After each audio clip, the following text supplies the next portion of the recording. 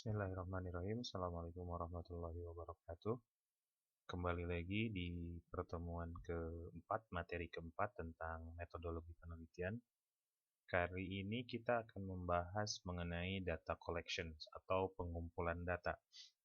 Setelah di materi-materi sebelumnya, di pertemuan sebelumnya kita membahas bagaimana masalah sudah dirumuskan, metode sudah ditentukan. Langkah selanjutnya adalah eh, pertimbangan dalam proses pengumpulan data.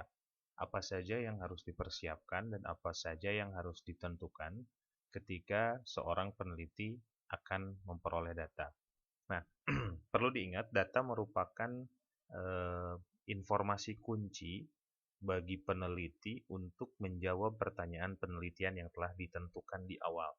Artinya, data ini akan menjadi pusat bukti atau pembenaran mengenai jawaban nanti yang akan diperoleh untuk menjawab pertanyaan penelitian. Sehingga data ini harus benar-benar bisa terjamin keabsahannya, bisa terjamin kebenarannya, agar penelitian yang kita lakukan mendapatkan jawaban atau informasi yang benar-benar akurat. Nah, eh, seperti halnya dalam materi-materi sebelumnya, bahwa data ini harus benar-benar relevan dengan masalah atau topik utama penelitian yang kita lakukan. Nah, untuk memastikan bahwa data yang akan kita peroleh itu benar-benar data yang dapat dipercaya, kita bisa mempertimbangkan beberapa hal. Kita akan membagi bahwa proses pengumpulan data itu harus melalui 5 hal utama. 5 hal ini yang menjamin atau bisa memastikan bahwa data yang akan kita peroleh adalah data yang baik, data yang sesuai, data yang terjamin, data yang terstandar atau data yang baku. 5 langkah ini merupakan 5 langkah yang biasanya dilalui oleh seorang peneliti.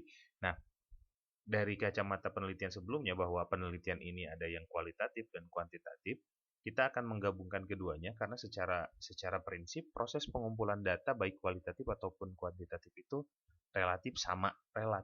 Saya bilang relatif sama karena 5 langkah ini benar-benar dilakukan dan ditempuh dalam baik penelitian kualitatif ataupun kuantitatif.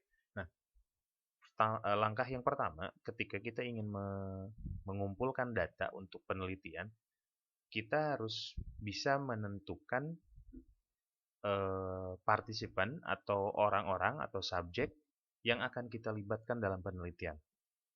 Nah, penentuan partisipan ini atau orang-orang yang kita libatkan dalam penelitian, kenapa saya sebutnya orang? Karena mungkin kebanyakan dalam penelitian pendidikan kita akan melibatkan individu ya, individu atau orang perorangan atau grup sekelompok orang untuk proses penelitian kita. Nah, penentuan partisipan ini menjadi langkah awal karena akan menjadi krusial untuk penelitian kita selanjutnya. Nah, orang-orang yang kita pilih dalam penelitian kita ini tentunya harus termasuk pada kriteria yang kita tetapkan dalam variabel penelitian. Misalnya jika kita ingin meneliti tentang students atau siswa, maka yang partisipan yang harus dilibatkan itu adalah siswa secara umum. Tapi kalau kita misalnya senior high school student, kalau kita ingin menelitinya tentang siswa anak SMA, berarti partisipannya harus memenuhi kriteria itu. Kalau misalnya kita menetapkan kriteria partisipannya adalah guru, maka gurulah akan dijadikan sebagai partisipan penelitian kita. Kembali lagi harus sesuai, harus sejalan dengan informasi yang ingin kita peroleh dari penelitian yang kita lakukan. Nah, dalam proses penelitian ini biasanya ada sedikit perbedaan antara kualitatif dan kuantitatif. Dalam penelitian kuantitatif biasanya adanya penggunaan istilah populasi dan sampel, population and sample. Istilah ini benar-benar digunakan untuk khusus di bidang kuantitatif karena dalam penelitian kuantitatif kita meneliti sekelompok orang dalam jumlah yang besar, tetapi kemudian kita mencari lagi dari kelompok yang besar itu kita mengambil contoh atau sampel atau perwakilan dari kelompok tersebut untuk dapat kita jadikan sebagai partisipan penelitian. Nah, dalam penelitian kualitatif, istilah population and sample ini tidak digunakan. Lebih banyak pada langsung penelitian secara memilih partisipan, tidak memilih adanya sampel dari populasi yang lebih besar. Jadi benar-benar spesifik untuk population and sample ini lebih muncul di penelitian kuantitatif. Sedangkan untuk kualitatif lebih banyak menggunakan istilah partisipan atau informan yang kita jadikan sebagai istilah dalam penelitian.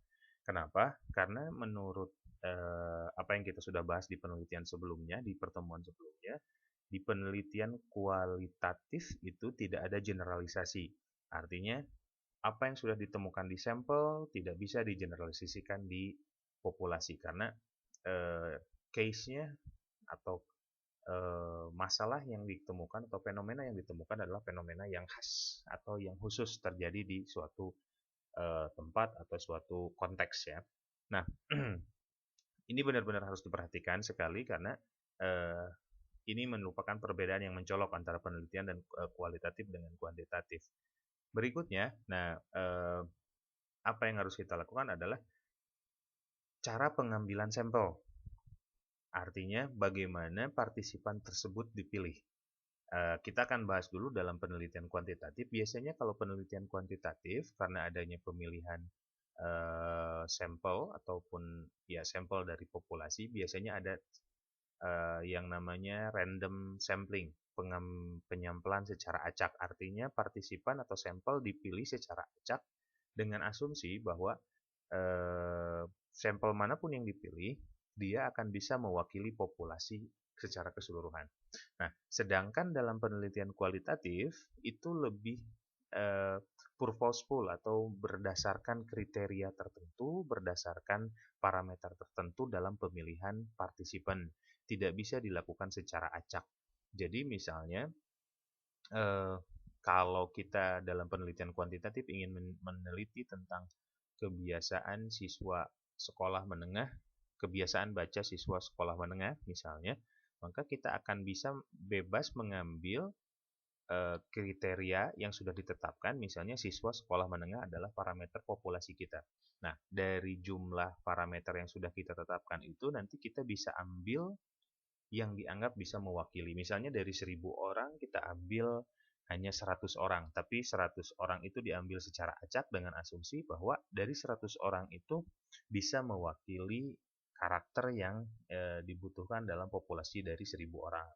Nah, beda dengan penelitian kualitatif itu lebih khas ya. Misalnya, kalau kita ingin mencari misalnya kebiasaan siswa yang membaca, kebiasaan siswa sekolah menengah yang suka membaca novel berbahasa Inggris misalnya. Maka kita tidak bisa menetapkan populasinya adalah seluruh siswa, karena kita harus mencari berdasarkan intent penelitian kita atau tujuan penelitian kita, yaitu mencari siswa, meneliti siswa yang memiliki kebiasaan membaca novel bahasa Inggris. Nah, yang memiliki kebiasaan baca novel bahasa Inggris akan menjadi parameter kita dalam menentukan partisipan. Artinya, yang di luar fenomena itu tidak bisa kita gunakan sebagai partisipan dalam penelitian kita.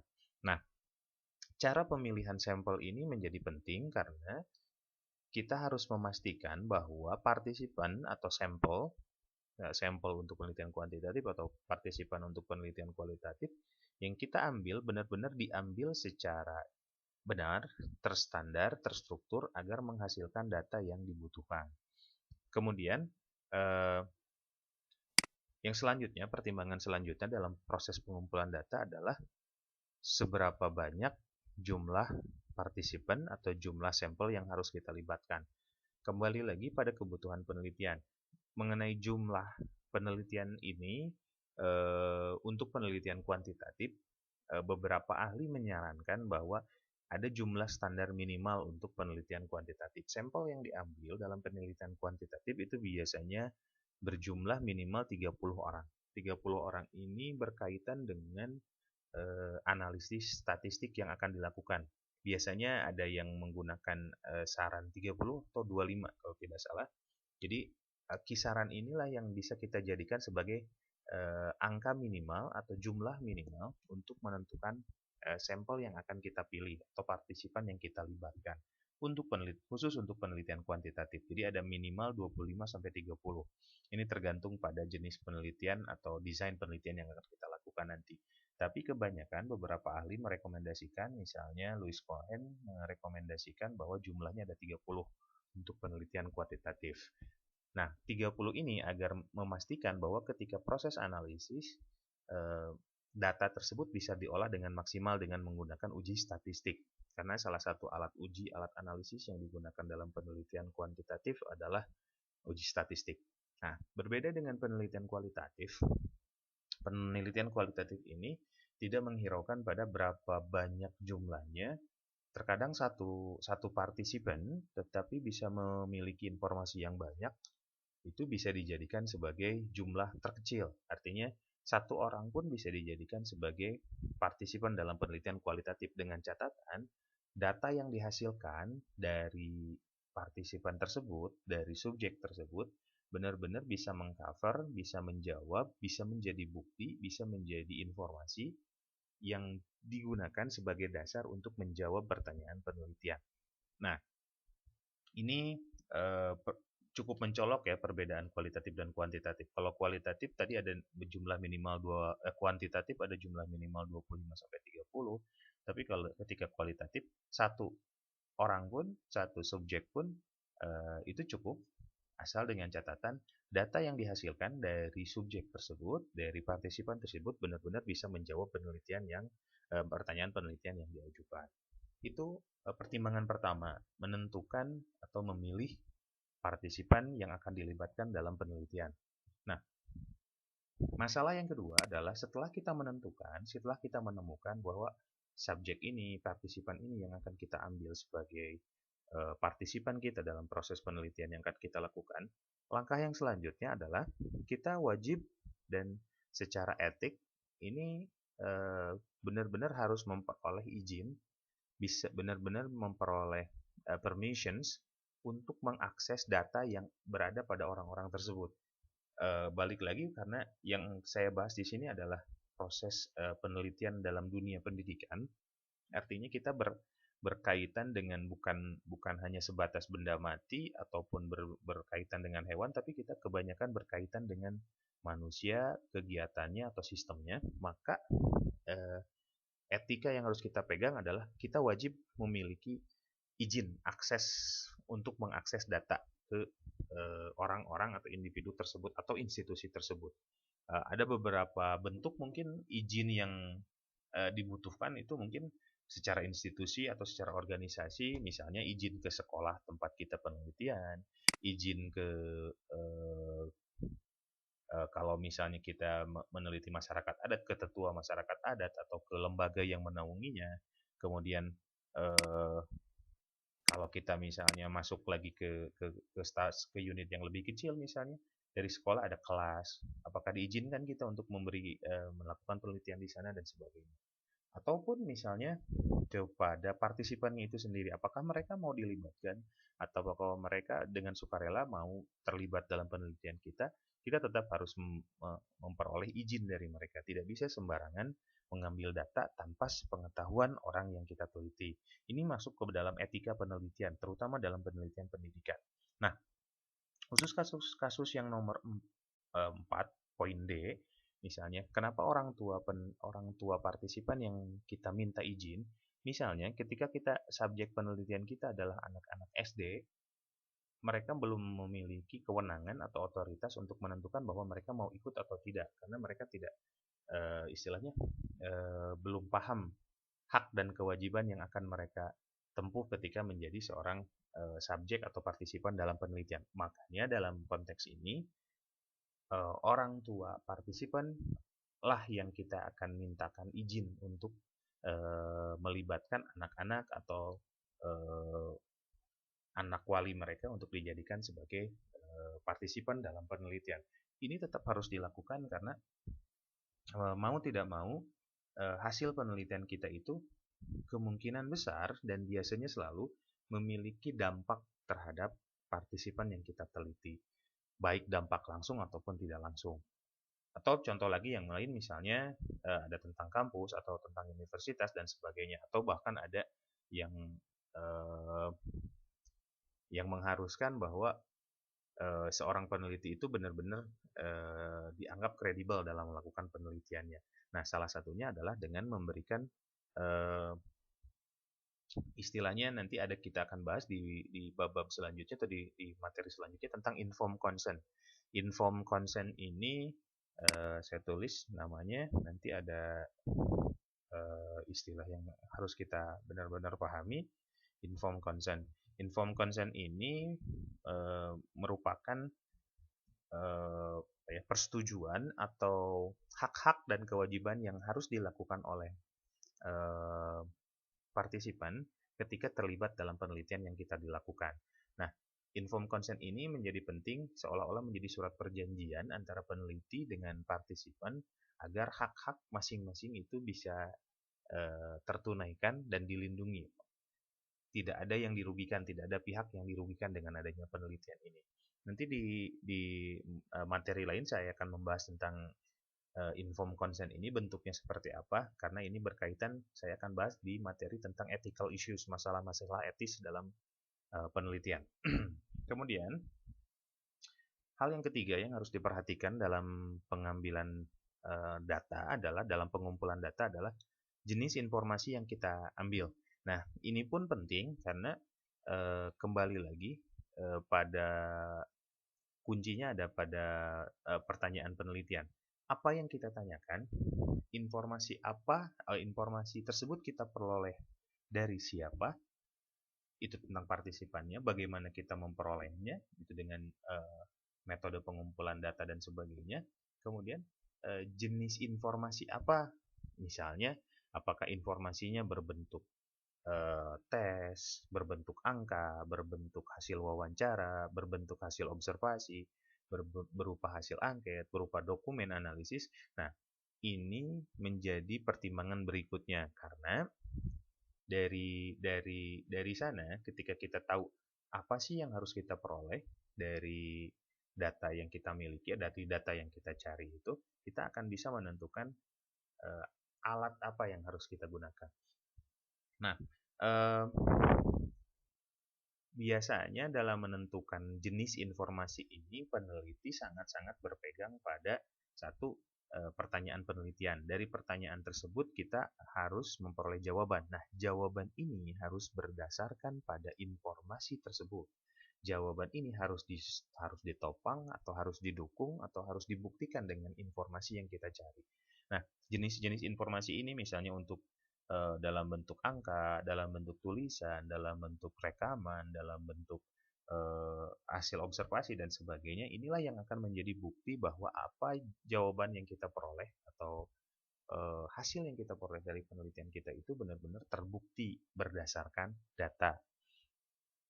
Oke, nah langkah yang ketiga ketika kita sudah tahu apa sih informasi yang kita butuhkan, maka dari sana kita akan bisa menentukan alat, atau kita sebutnya kalau dalam penelitian itu sebutnya instrumen penelitian. Instrumen penelitian ini adalah alat yang kita butuhkan, alat yang kita gunakan, alat yang kita harus siapkan agar informasi yang kita cari, informasi yang kita butuhkan benar-benar tergali, diperoleh dengan baik. Nah, ada beberapa instrumen yang umum digunakan dalam proses penelitian. Instrumen yang umum digunakan misalnya ada tes, kemudian ada interview, wawancara, ada kemudian ada questionnaires, kemudian ada dokumen analisis,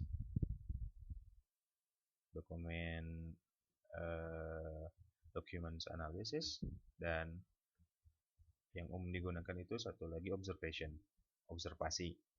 Nah, observation.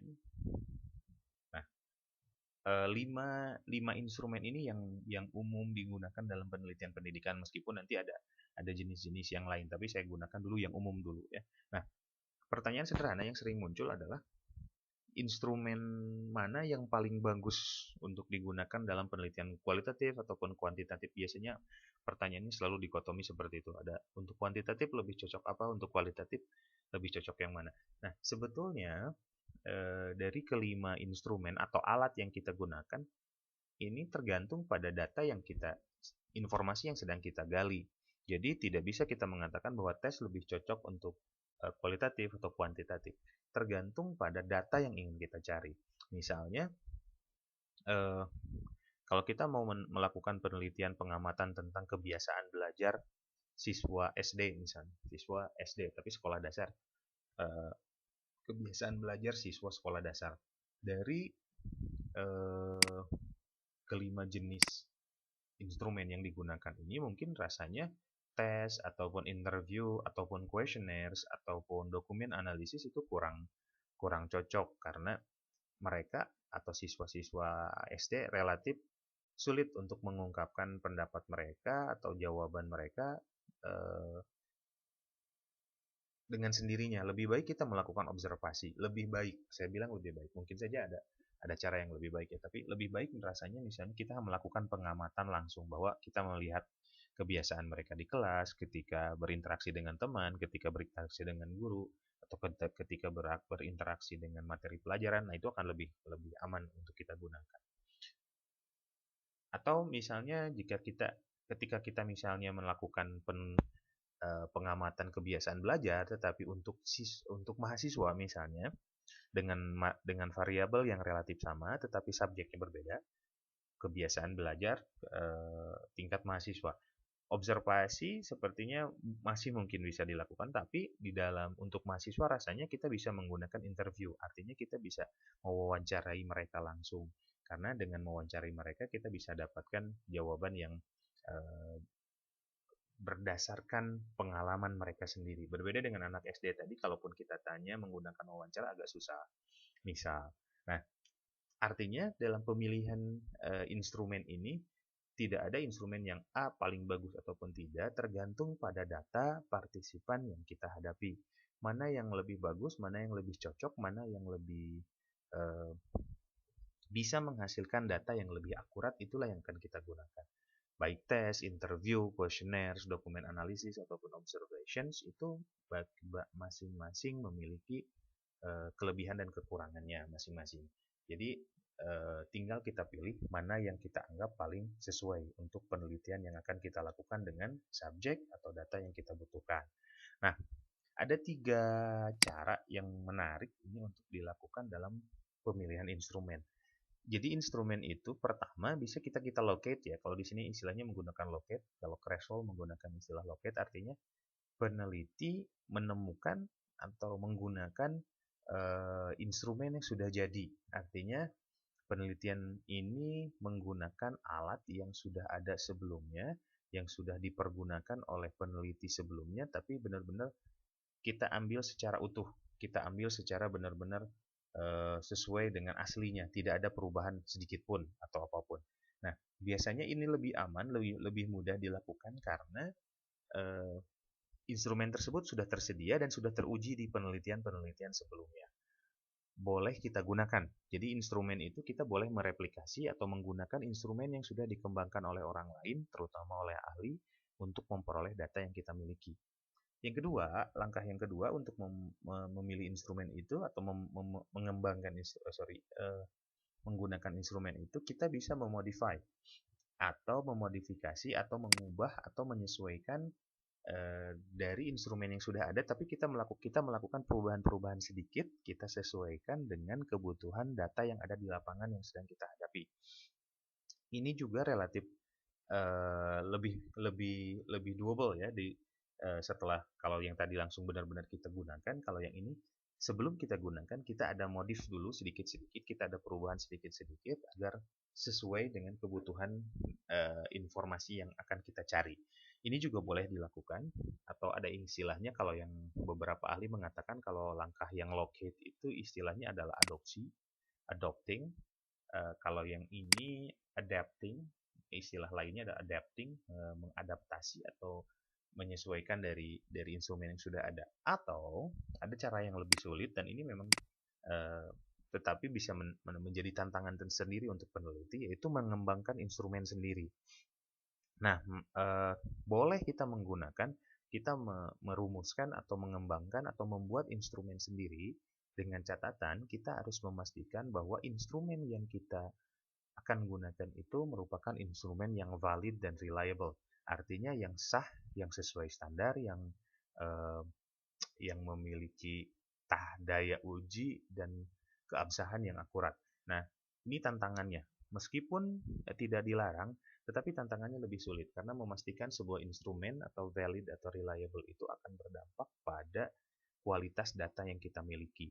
Misalnya, ketika instrumen yang kita gunakan itu misleading atau tidak sesuai dengan data yang ingin kita cari, maka instrumen tersebut akan menghasilkan data yang jelek, data yang tidak mendukung terhadap jawaban dari penelitian yang kita lakukan.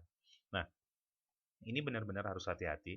Jadi, dalam memilih instrumen, peneliti diperbolehkan untuk menggunakan instrumen yang sudah ada, memodifikasi instrumen yang sudah ada, atau mengembangkan, membuat dari nol instrumen untuk penelitian itu sendiri. Relatif bisa diurut ya, yang menggunakan punya orang lain lebih mudah, paling mudah, kemudian mengembangkan dari punya orang lain juga relatif lebih mudah, tetapi yang tantangannya lebih sulit adalah membuat dari nol, mengembangkan sendiri instrumen yang akan kita gunakan. Nah, kemudian pertimbangan terakhir dalam proses pengumpulan data adalah bagaimana data ini atau pengumpulan data ini akan dilakukan. Karena pengumpulan data ini benar-benar harus memenuhi asas fairness atau keadilan atau kesetaraan atau memenuhi standar keilmuan yang sudah ditetapkan. Jangan sampai instrumennya sudah bagus, tetapi karena pemberian tata cara pemberiannya atau penggunaannya yang salah, data yang diperoleh pun akhirnya menjadi salah. Uh, uh, Jika misalnya penelitian ini ingin menguji kemampuan atau skill siswa dengan menggunakan metode instrumen tes, maka sebaiknya tes ini dilaksanakan secara serentak.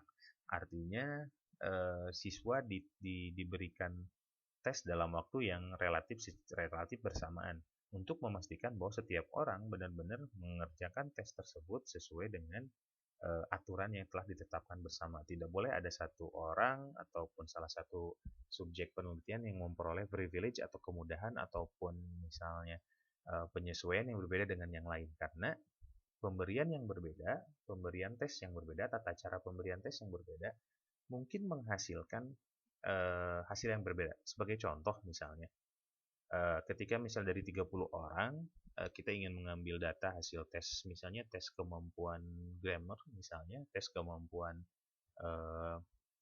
ya grammar dalam bahasa. Misalnya yang 15 orang itu kita beri waktu misalnya 90 menit untuk mengerjakan 60 soal. Satu subjek lagi misalnya kita diberikan waktu yang lebih lama dari itu.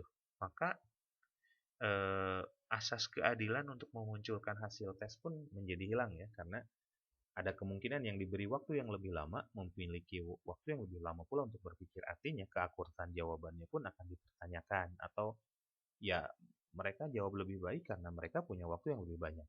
Nah, ini benar-benar harus diperhatikan. Memberikan tes, memberikan penerapan cara pengambilan data pun menjadi penting. Kemudian pemberian atau pelaksanaan pengambilan data pun juga harus memperhatikan langkah-langkah atau etika yang benar-benar standar, atau yang etika yang benar-benar harus dipatuhi oleh semua orang. Tidak bisa kita menerapkan pengambilan data itu secara seenaknya. Artinya peneliti itu harus benar-benar paham ada etika yang harus diikuti, ada standar keilmuan yang harus diikuti, ada tata cara yang harus benar-benar dipatuhi agar penelitian ini benar-benar bisa dilaksanakan secara baik. Nah, kelima tahapan ini adalah hal pertama yang harus kita persiapkan, yang harus kita jawab sebagai peneliti untuk mempersiapkan memperoleh data yang baik. Data yang dalam tanda kutip baik ini adalah data yang bisa menjawab, bisa membuktikan, bisa mensupport, bisa mendukung ke hasil penelitian kita. Jadi mempersiapkan segala sesuatunya sebelum penelitian ini dilakukan benar-benar harus dipersiapkan dengan baik. Jadi kita kita kembali lagi pada prinsip awal, informasi ini atau data ini adalah sebuah informasi atau bukti atau uh, uh, evidence atau information yang bisa kita gunakan, yang kita jadikan sebagai bukti atau pembenaran terhadap jawaban yang akan kita kemukakan dalam penelitian. Jadi disinilah bukti ini benar-benar harus kuat, harus meyakinkan, harus bisa membenarkan apa yang sudah kita lakukan. Karena ketika data yang kita peroleh, misalnya datanya tidak valid atau tidak benar, ataupun melenceng, maka apapun jawaban kita, apapun hasil temuan kita, rasanya akan bisa dibatalkan dengan sendirinya karena datanya kurang tepat. Jadi, hati-hati ketika merumuskan untuk pengambilan data atau pengumpulan data, karena ini merupakan langkah yang krusial, karena langkah yang teknis. Ketika salah langkah di sini, maka seluruh penelitian pun bisa terpengaruh secara signifikan. Mungkin itu saja penjelasan tentang proses pengumpulan data, dan ini merupakan proses pengumpulan data dalam tahapan awal sebelum nanti menentukan masuk ke proses analisis data. Terima kasih banyak. Assalamualaikum warahmatullahi wabarakatuh.